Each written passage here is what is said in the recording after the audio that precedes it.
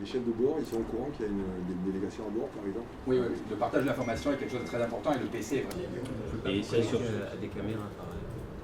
Des voies 1h27, vers 10h40, les démineurs sont arrivés sur place, et là il y a quelques minutes, 10h42, je suis... En fait, SNCF a déjà géré des grands événements. On a tous en tête la Coupe du Monde de rugby l'an dernier qui a été une réussite.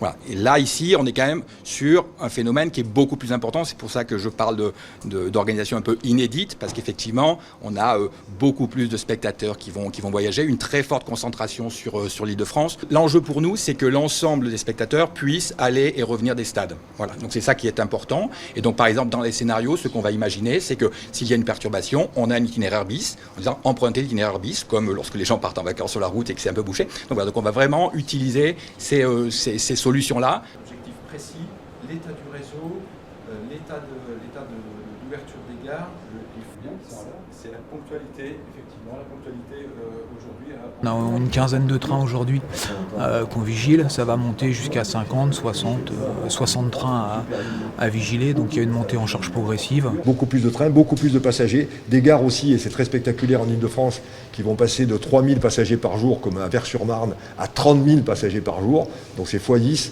Donc bien évidemment, ces gares, comment on fait? On ne peut pas bouger les quais, on ne peut pas bouger toutes les entrées, on met beaucoup de renforts. Des trains un peu estampillés olympiques, parce qu'en fait, on va avoir des équipes, des délégations.